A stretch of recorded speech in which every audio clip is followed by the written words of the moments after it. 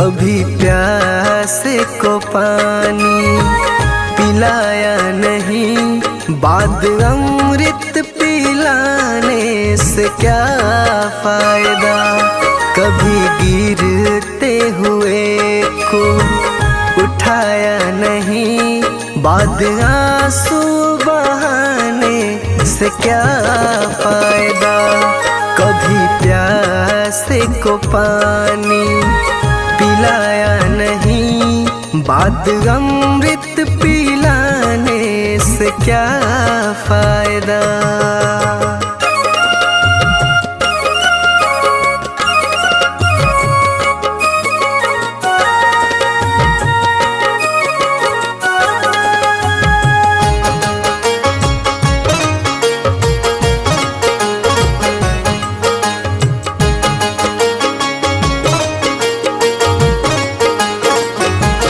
मैं तो मंदिर गया पूजा आरती की, पूजा करते हुए ये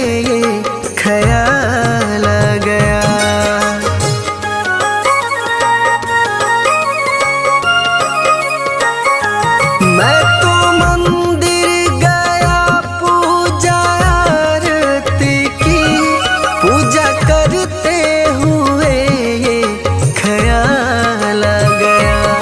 कभी माँ बाप की सेवा की ही नहीं, सिर्फ पूजा के करने से क्या फायदा। कभी प्यासे को पानी पिलाया नहीं, बाद अमृत पिलाने से क्या फायदा।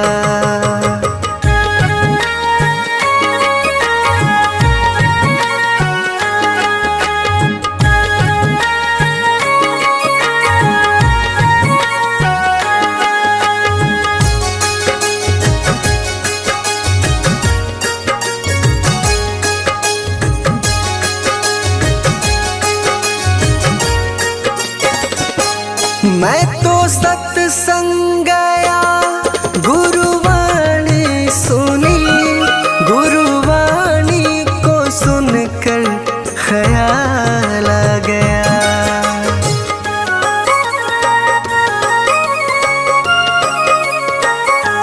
मैं तो सत्संग गया, गुरुवाणी सुनी, गुरुवाणी को सुनकर ख्याल आ गया। जन्म मानव का लेकर दया न करी, फिर मानव कहलाने से क्या फायदा। कभी प्यासे को पानी पिलाया नहीं, बाद अमृत पिलाने से क्या फायदा।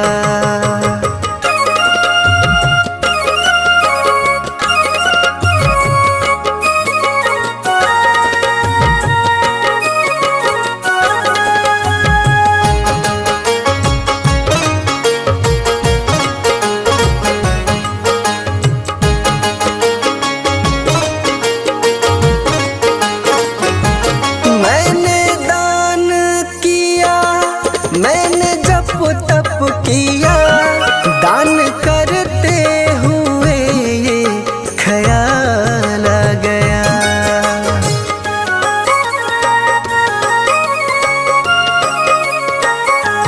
मैंने दान किया, मैंने जप तप किया, दान करते हुए ये ख्याल आ गया। कभी भूखे को भोजन खिलाया नहीं, दान लाखों का करने से क्या फायदा। कभी प्यासे को पानी पिलाया नहीं, बाद अमृत पिलाने से क्या फायदा।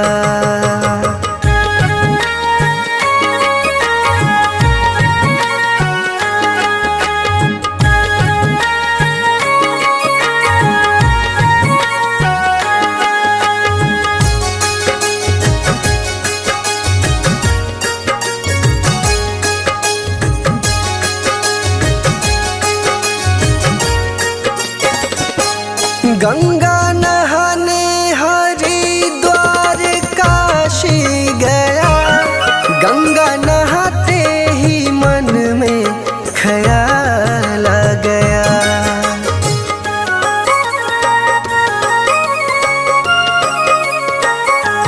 गंगा नहाने हरिद्वार काशी गया, गंगा नहाते ही मन में ख्याल आ गया। तन को धोया मगर मन को धोया नहीं, फिर गंगा नहाने से क्या फायदा। कभी प्यासे को पानी पिलाया नहीं, बात अमृत पिलाने से क्या फायदा।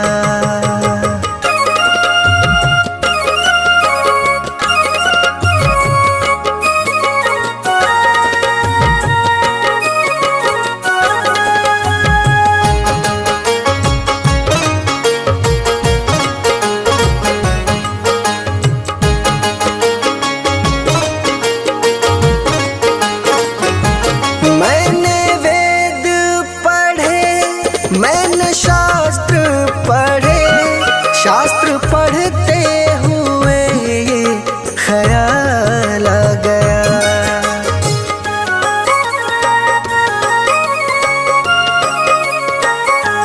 मैंने वेद पढ़े, मैंने शास्त्र पढ़े, शास्त्र पढ़ते हुए ये ख्याल आ गया।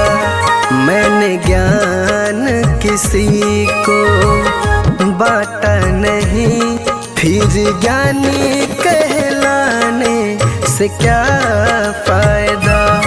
कभी प्यासे को पानी पिलाया नहीं, बात अमृत पिलाने से क्या फायदा।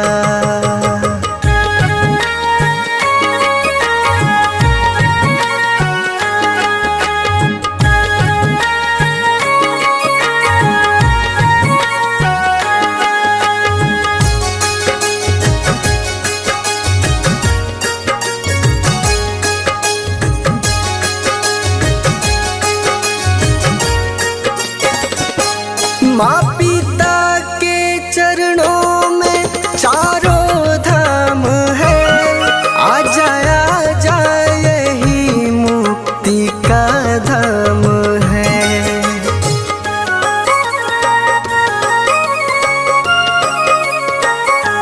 माँ पिता के चरणों में चारों धाम है, आ जा यही मुक्ति का धाम है। माँ पिता की सेवा तुमने की ही नहीं, फिर तीर्थों में जाने से क्या फायदा। कभी प्यासे को पानी पिलाया नहीं, बात अमृत पिला।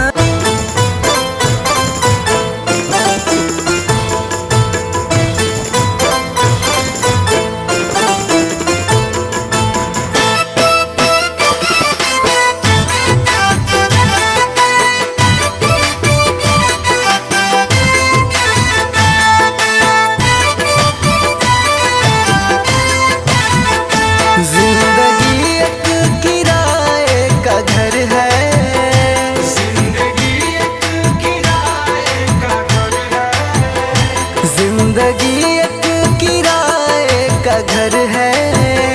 एक न एक दिन बदलना पड़ेगा। जिंदगी एक किराए का घर है, एक न एक दिन बदलना पड़ेगा। जिंदगी एक किराए का घर है, एक न एक दिन बदलना पड़ेगा। जिंदगी एक किराए का घर है, एक न एक दिन बदलना पड़ेगा। मौत जब तुझको आवाज देगी,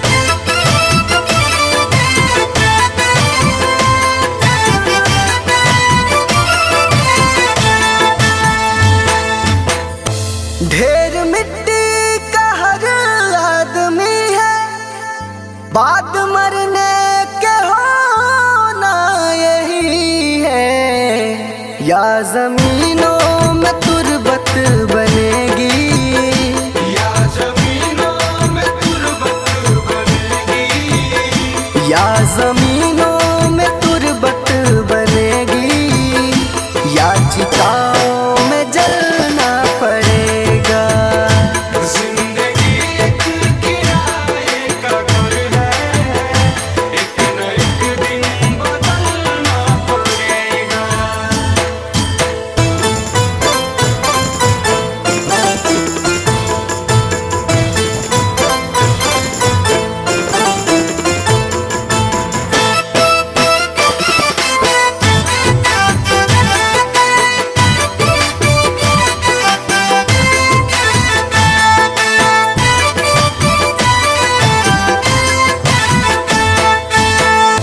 रात के बाद होगा सवेरा, देखना है अगर दिल सुनहरा। पाँव फूलों पे रखने से पहले, पाँव फूलों पे रखने से पहले, पाँव फूलों पे रखने से पहले तुमको कांटों पे चलना पड़ेगा। जिंदगी एक किराए का घर है, एक न एक दिन बदलना पड़ेगा।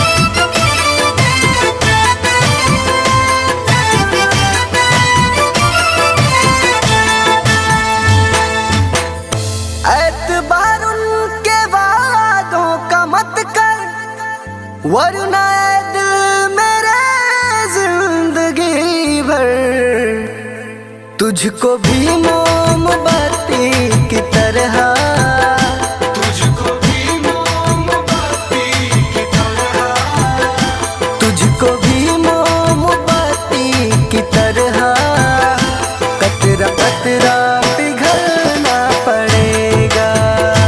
जिंदगी एक किराए का घर है, एक न एक दिन बदलना पड़ेगा।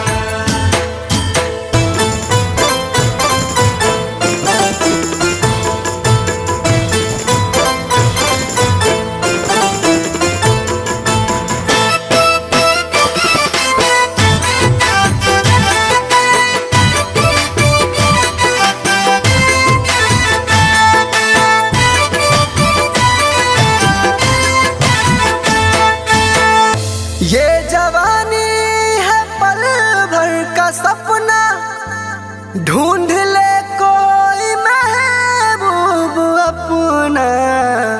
ये जवानी अगर ढल गई तो, ये जवानी अगर ढल गई तो, ये जवानी अगर ढल गई तो उम्र भर हाथ मलना पड़ेगा।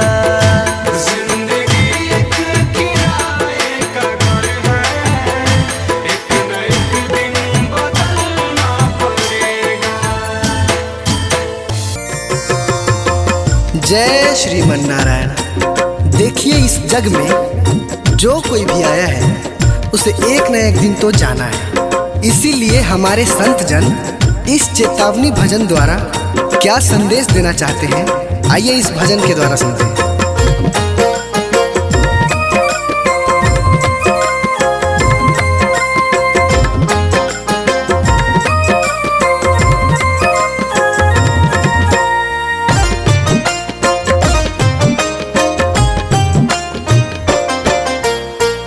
ओ पापी मन कर ले भजन, मौका मिला है तो कर ले जतन।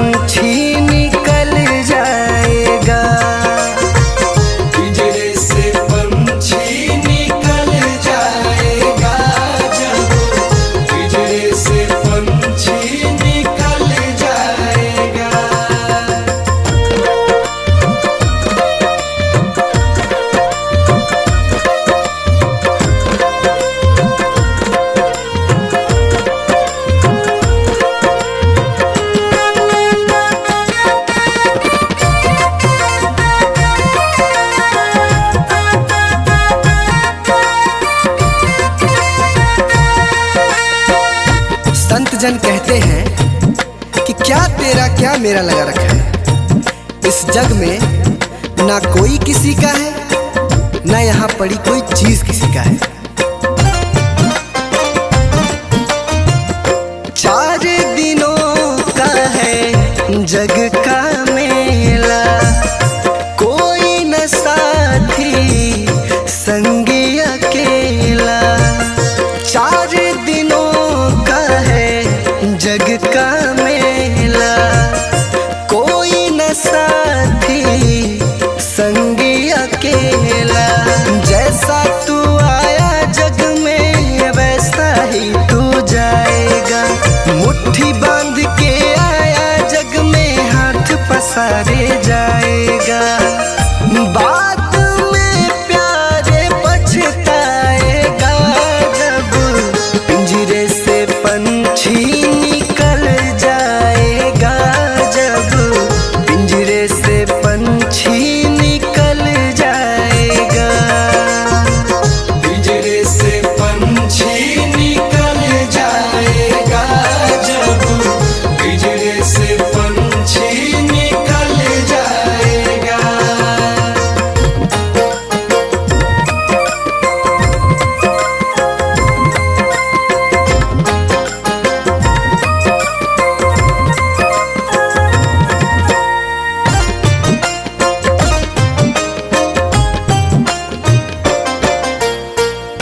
भाई बंधु कुटुंब कबीला, ये तो जग का झूठा झमेला। भाई बंधु कुटुंब कबीला, ये तो जग का झूठा झमेला।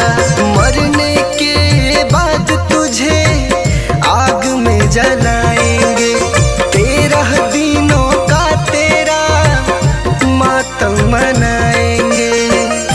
बाद में प्यारे पछताएगा, जब पिंजरे से पंछी निकल जाएगा, जब पिंजरे से पंछी निकल जाएगा।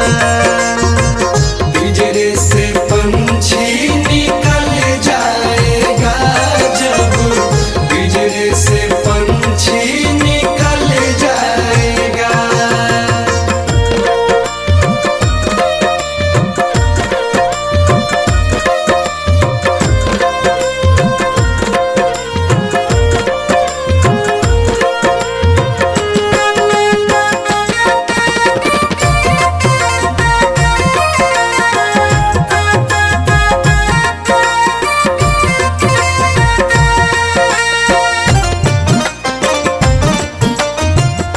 राम नाम का सुमिरन कर ले, राम जी का नाम प्यारे घट में धर ले।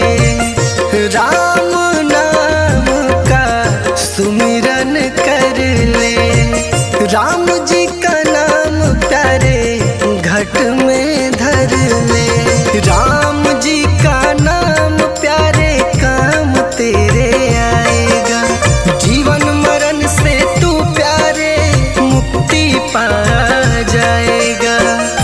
बाद में प्यारे पछताएगा, जब पिंजरे से पंछी निकल जाएगा, जब पिंजरे से पंछी निकल जाएगा।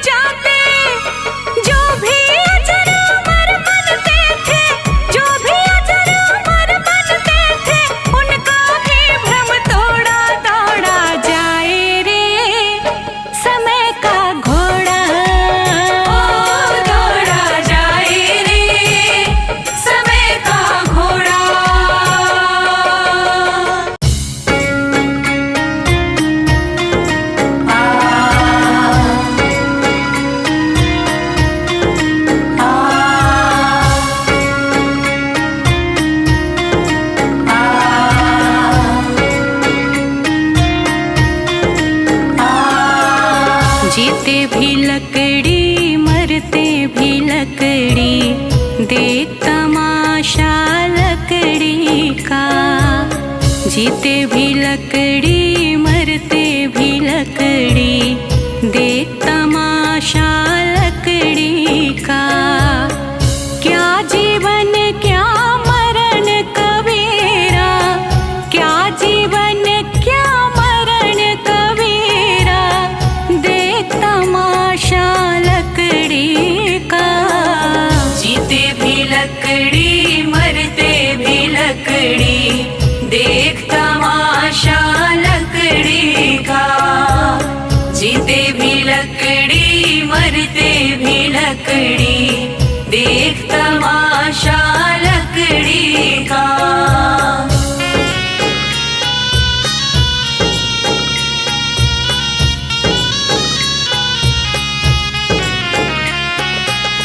जिसमें तेरा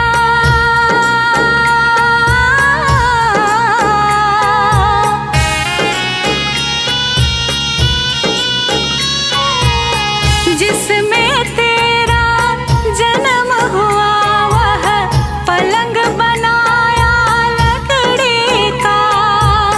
जिसमें तेरा जन्म हुआ, वह पलंग बनाया लकड़ी का। मात तुम्हारी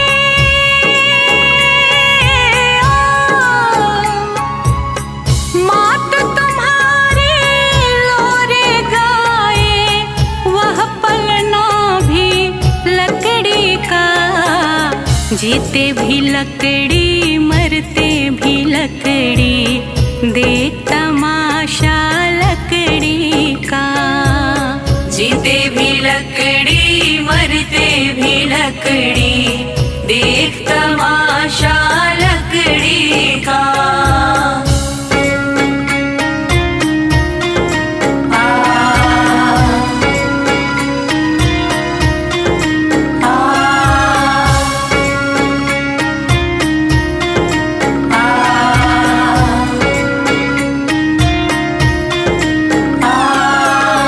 पढ़ने चला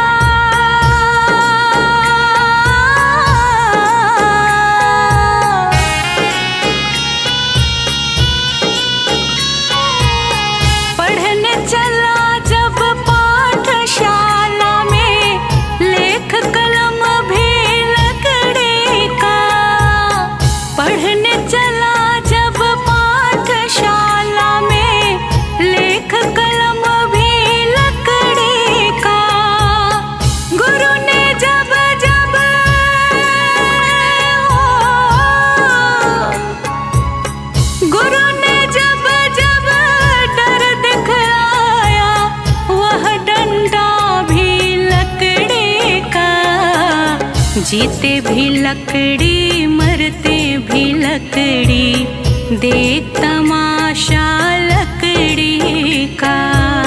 जीते भी लकड़ी मरते भी लकड़ी, देख तमाशा लकड़ी का।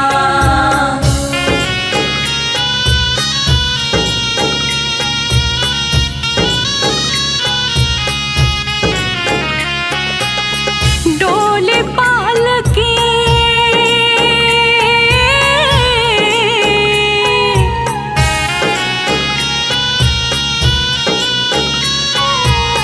डोली पालकी और जनाजा सब कुछ है यह लकड़ी का।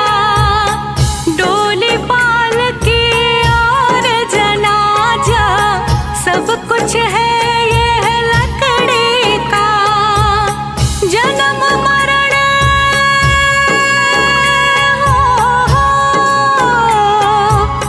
जन्म मरण के इस मेले में है ये सहारा लकड़ी का। जीते भी लकड़ी मरते भी लकड़ी, देख तमाशा लकड़ी का। जीते भी लकड़ी मरते भी लकड़ी, देख तमाशा लकड़ी का।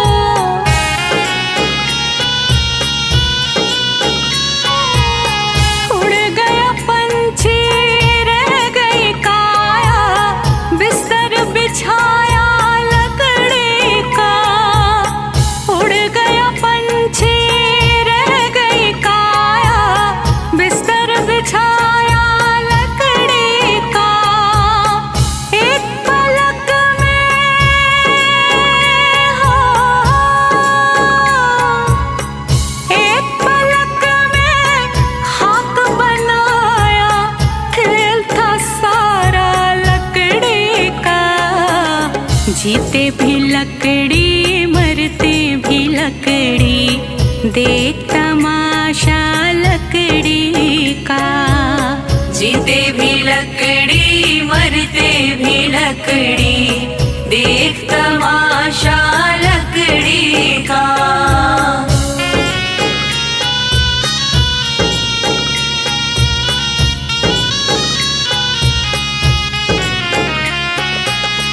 मरते दम तक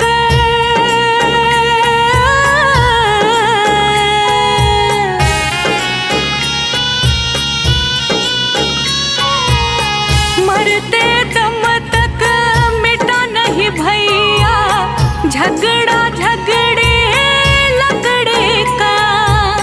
मरते दम तक मिटा नहीं भैया झगड़ा झगड़े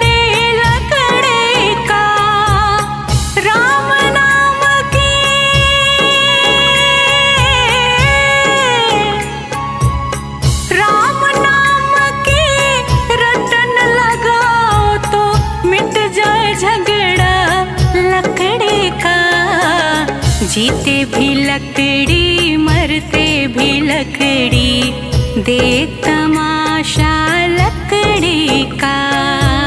जीते भी लकड़ी मरते भी लकड़ी, देख तमाशा लकड़ी का।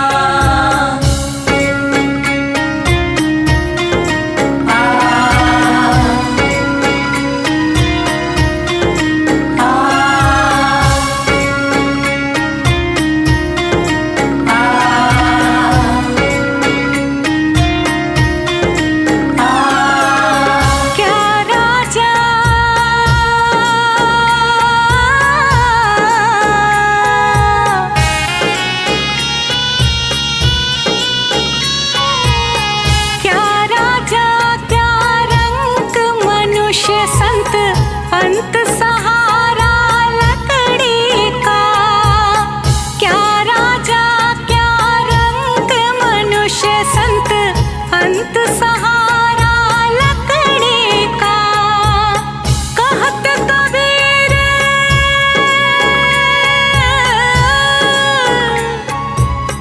कहत कबीर सुनो भाई साधु, ले ले तंबूरा लकड़ी का। जीते भी लकड़ी मरते भी लकड़ी, देख तमाशा लकड़ी का। जीते भी लकड़ी मरते भी लकड़ी, देख तमाशा लकड़ी का।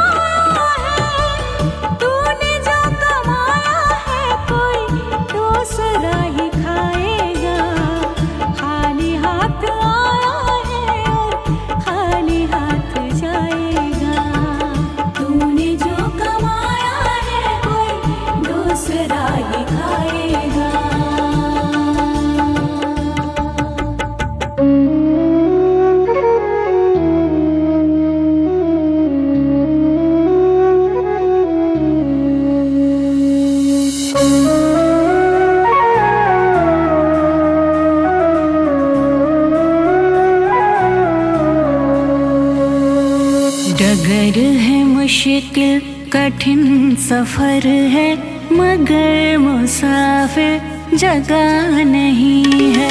डगर है मुश्किल कठिन सफर है, मगर मुसाफिर जगह नहीं है।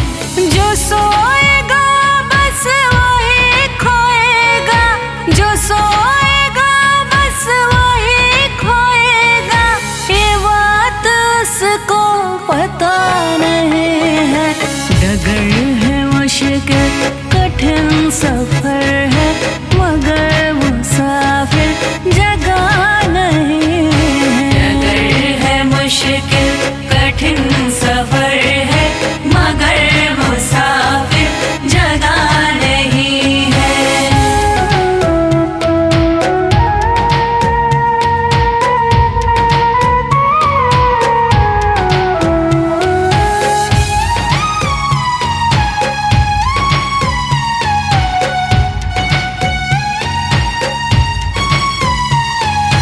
लगेंगे फल जब किसी वृक्ष में, वो पेड़ झुक जाएंगे स्वतः ही। लगेंगे फल जब किसी वृक्ष में, वो पेड़ झुक जाएंगे स्वतः ही। अकड़ तने की बता रही है, अकड़ तने की बता रही है, अभी फल इसमें लगा नहीं है। डगर है मुश्किल कठिन सफर है, मगर मुसाफिर जगह नहीं है। डगर है मुश्किल कठिन सफर है, मगर मुसाफिर जगह नहीं है।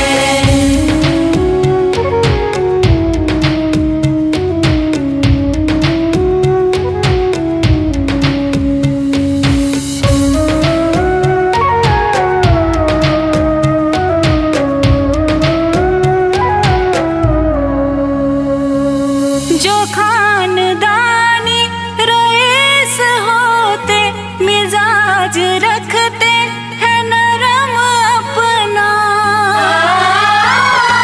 जो खानदानी रईस होते, मिजाज रखते हैं नरम अपना।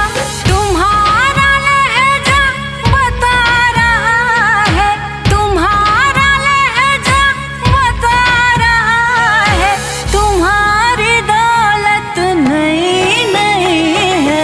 डगर है मुश्किल कठिन सफर है, मगर मुसाफिर जगह नहीं है। डगर है मुश्किल कठिन सफर है, मगर मुसाफिर जगह नहीं है।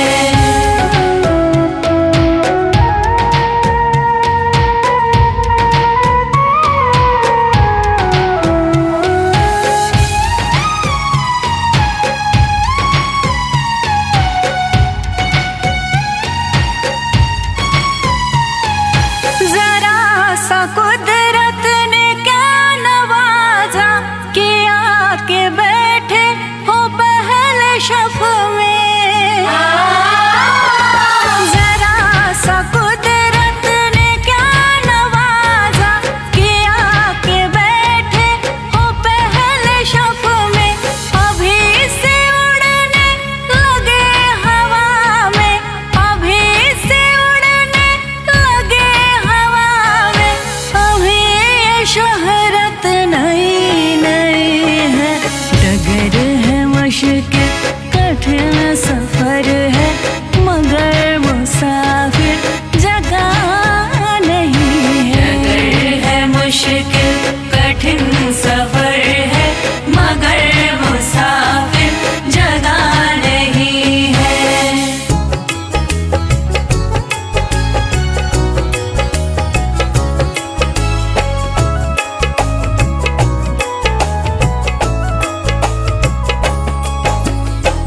चली जा रही है उम्र धीरे धीरे, चली जा रही है उम्र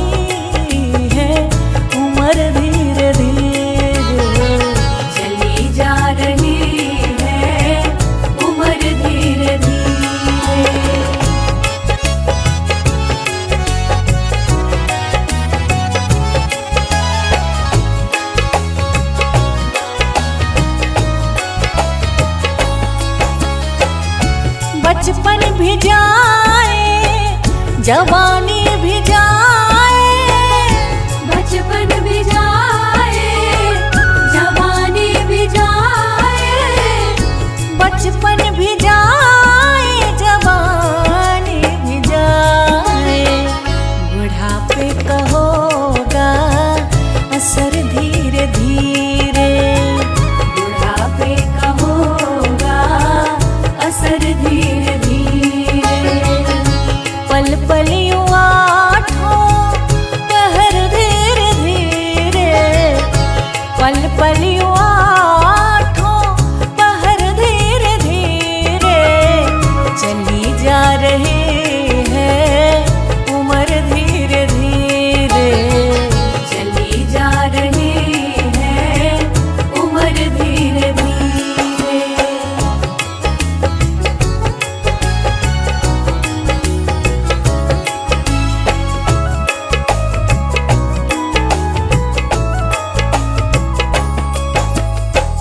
तेरे हाथ पाँव में बल ना रहेगा, तेरे हाथ पाँव में बल ना रहेगा, तेरे हाथ पाँव में बल ना रहेगा, झुकेगी तुम्हारी कमर धीरे धीरे, झुकेगी तुम्हारी कमर धीरे धीरे, पल पल यूं आठों पहर धीरे धीरे, पल पल यूं आठों पहर धीरे धीरे, चली जा रही है उम्र धीरे धीरे, चली जा रही है उम्र धीरे धीरे।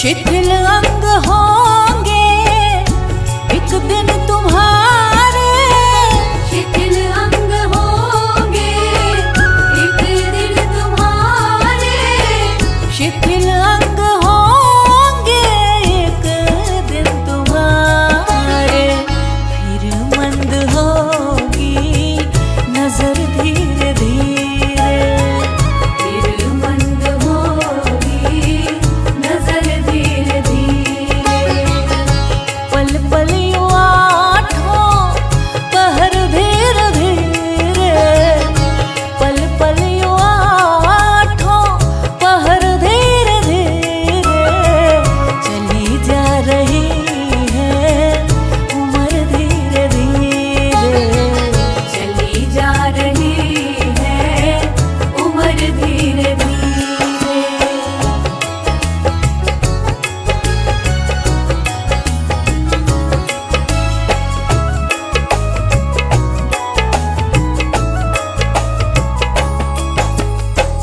बुराई से मन को अपने हटा ले, बुराई से मन को अपने हटा ले, बुराई से मन को अपने हटा ले, सुधर जाए तेरा जीवन धीरे धीरे, सुधर जाए तेरा जीवन धीरे धीरे, पल पल यूं आठों पहर धीरे धीरे, पल पल यूं आठों पहर धीरे धीरे, चली जा रही है उम्र धीरे धीरे।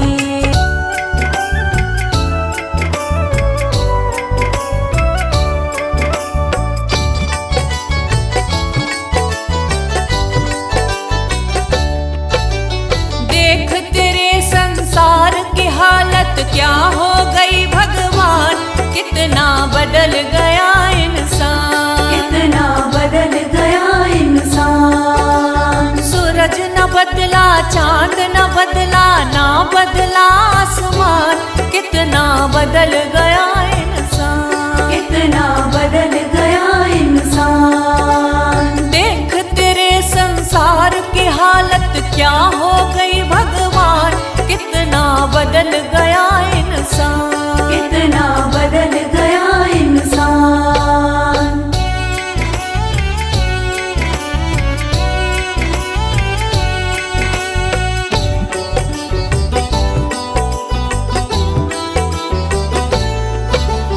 आया समय बड़ा बेढंगा, आज आदमी बना लफंगा, आज आदमी बना लफंगा। कहीं पे झगड़ा कहीं पे दंगा, नाच रहा नर होकर नंगा, नाच रहा नर होकर नंगा। छल और कपट के हाथों अपना बेच रहा ईमान, कितना बदल गया इंसान, कितना बदल गया इंसान। देख तेरे संसार की हालत क्या हो गई भगवान, कितना बदल गया इंसान, कितना बदल गया इंसान।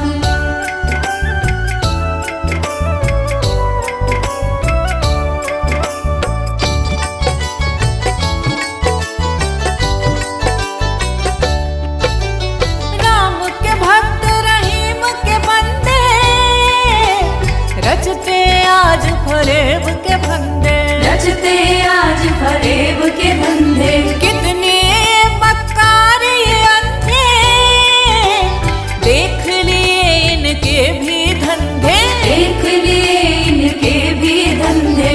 इन्हीं की काली करतूतों से हुआ ये मुल्क मशान, कितना बदल गया इंसान, कितना बदल गया इंसान। देख तेरे संसार की हालत क्या हो गई भगवान, कितना बदल गया इंसान, कितना बदल गया इंसान।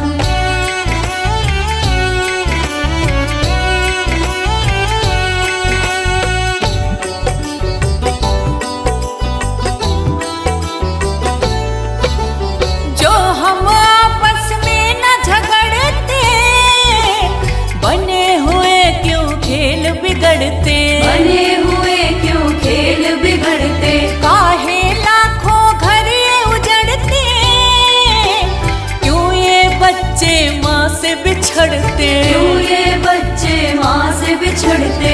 फूट फूट कर क्यों रोते ऋषि मुनियों के प्राण, कितना बदल गया इंसान, कितना बदल गया इंसान। देख तेरे संसार की हालत क्या हो गई भगवान, कितना बदल गया